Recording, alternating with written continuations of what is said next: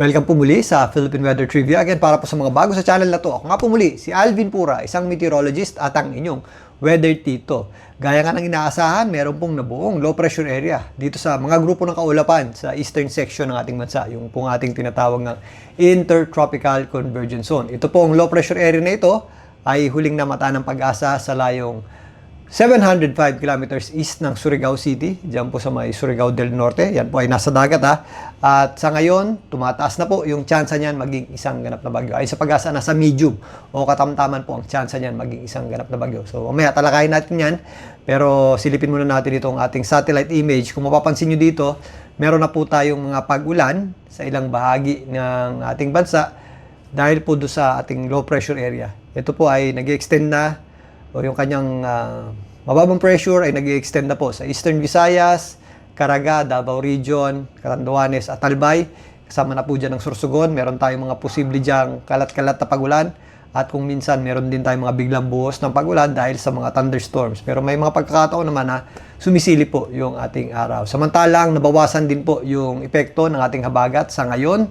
Ito pong ating habagat ay nagdadala na lang po ng mga posibleng kalat-kalat na pag-ulan at medyo maulap na panahon po sa ilang bahagi ng Ilocos Region. Kasama po dyan ang Zambales, Bataan, kasama na po dyan ang Mindoro at ang area po ng Palawan. Sa Metro Manila at ang natitirang bahagi ng Luzon, relatively maliwalas naman po ang panahon natin. Kung may mga pag-ulan tayo dito, is dulot lamang po ng ating mga pulo-pulo o yung mga ating isolated o yung mga pag-ulan natin na kadalasang nangyayari tuwing hapon at gabi. Pero madadagdagan pa po yung ating mga pag-ulan ngayong linggo dahil sa pagtawid nitong ating binabantayang low pressure area na posibleng ang maging Bagyong Henry.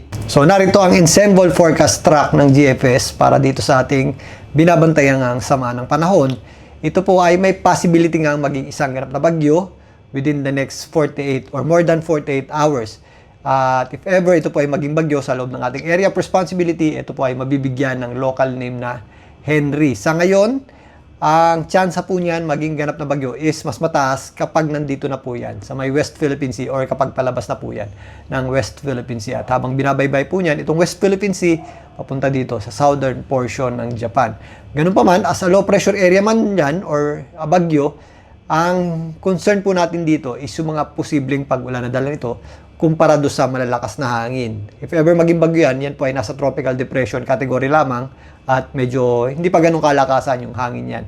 Mostly yung ating pagtutunan ng pansin ngayon is yung mga posibleng pag-ulan nito dahil as a low pressure area, kahit hindi po yan bagyo, kahit hindi po yan tawaging bagyong Henry, ito po ay magpapaulan sa ating bansa at base nga dito habang tumatawid dito po sa areas ng Eastern Visayas, southern portion ng Luzon patungo dito sa may West Philippine Sea. So malaking area po ng ating bansa ang magiging or masasakop po ng kanyang kaulapan at yung kanyang mas mataas na tsansa ng pag-ulan. At again, kapag meron din tayong mga thunderstorms, ito po yung mga biglang buhos ng malakas na ulan na may kasama rin pong malalakas na bugsong ng hangin. Although hindi nagtatagal, is delikado pa rin po yan.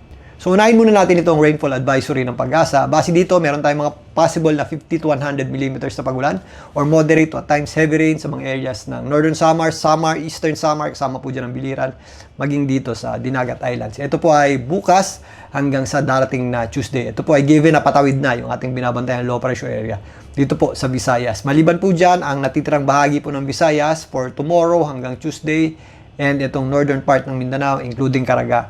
Possible naman yung ating mga scattered o kalat-kalat na pag-ulan at meron din po yung mga posibleng thunderstorms. At extended din po yan or affected din po nito yung area po dito sa southern Luzon o southeastern Luzon, ang Bicol region. So by Tuesday hanggang Wednesday, possible naman yung ating mga moderate at times heavy rain sa may area ng Occidental Mindoro, Oriental Mindoro, kasama po dyan ng Romblon, maging dito sa Masbate at area po ng Sorsogon.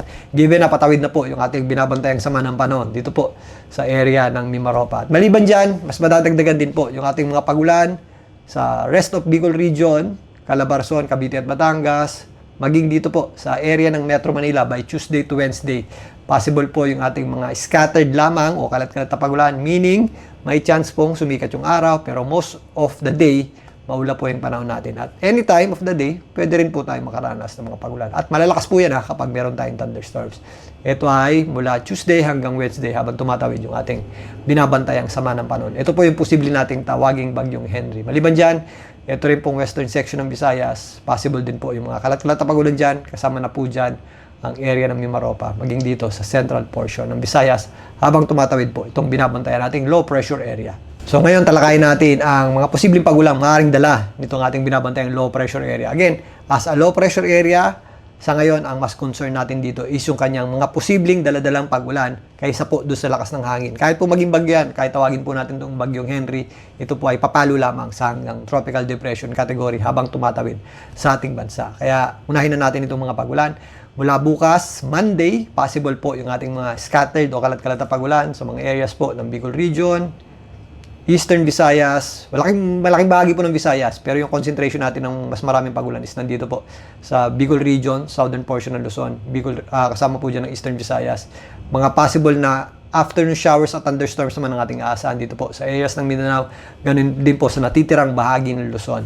Ang Mimaropa area, affected din po ng ating low pressure area yan. So, possible din po yung ating mga kalat-kalat na pagulan. Mostly dito po sa areas ng Romblon, Marinduque, at kasama po dyan ang Mindoro.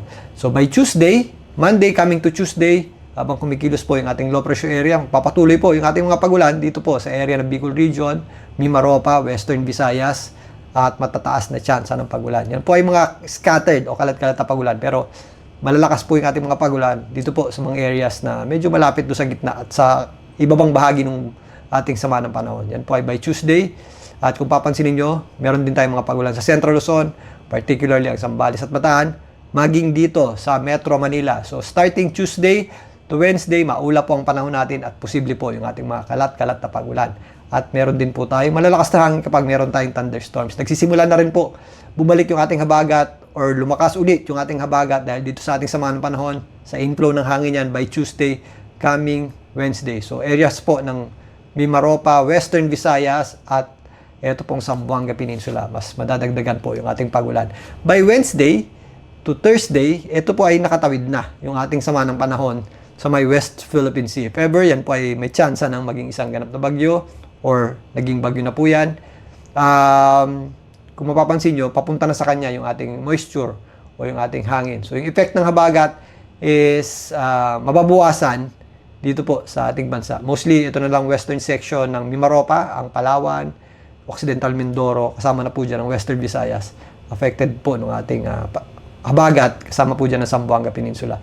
Pero yung ating natitirang bahagi po ng ating bansa is mababawasan po yung ating pagulan by Wednesday to Thursday if makatawid na po sa West Philippine Sea, itong ating binabantayang bagyo. Pero again, mag-ingat pa rin po tayo kapag meron tayong mga thunderstorms dulot ng habagat o southwest monsoon. Lalong-lalo na habang tumatawid itong ating binabantayang sama ng panahon. Ang posible nating tawaging bagyong Henry. Kung mapapansin nyo dito, meron tayong mga kulay dilaw, orange pa rin dito sa mga areas na malayo yung ating low pressure area at walang epekto yung habagat. Ito po ay mga thunderstorms. Usually ito ay nangyayari tuwing hapon at gabi. Ito yung ating mga afternoon showers at thunderstorms. So, possible pa rin po yan if ever hindi po dumikit sa inyo yung low pressure area at hindi po kayo affected ng habagat. So, again, binabantayan nga natin itong low pressure area sa eastern section ng Mindanao. Pero sa ngayon, kung papansinin nyo, itong satellite image natin is buhaghag pa o kalat-kalat pa yung kanyang mga kaulapan. Hindi pa ganun kaganda yung kanyang structure o circulation.